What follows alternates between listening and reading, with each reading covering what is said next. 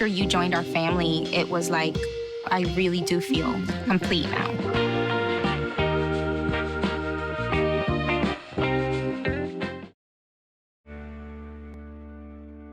Our next guest is Jonathan Bell, an employment attorney, small business expert, and the founder of Bell Law Group, PLLC. The Bell Law Group represents individuals against harassment and numerous forms of discrimination. It's great to have you on our show. Thanks for having me on.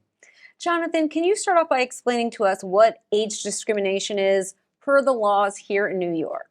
Okay, so it's complicated because there are 3 laws you have to be aware of. Federal laws only protect people 40 and over. New York State is 18 years old and over, and then there's New York City laws where there really is no age requirement. So for federal laws, it's basically suing if you're over 40 and if you're older. But in New York State and New York City, you could actually have reverse discrimination where someone feels like they didn't get the job or they were fired because they were too young. Do they actually have to specify that it's because of the age to get sued?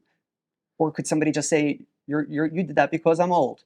So there's very rarely direct evidence of discrimination. So people don't come out and say, you're just too old, man, or you're too slow. It happens sometimes, but I'd say 90% of the cases you have to prove through circumstantial evidence. So you have to look at all the factors.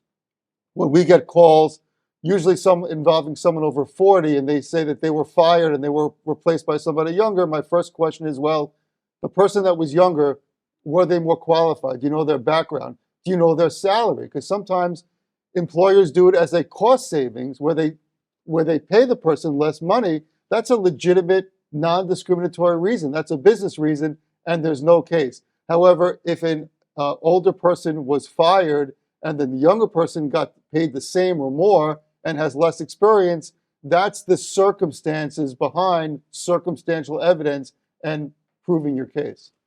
And when people are seeking redress, is there sort of a checklist of what they're looking for and what they need to do? So that's a great question. And really, they need to contact a very experienced employment lawyer in this area because depending upon the facts and circumstances of the case, you might want to go to the EOC, or you might want to go to the Division of Human Rights, or you want to go to federal court or state court, because there's actually different damages for whether it's federal or New York City and New York State law. What do you wish people knew more about their rights?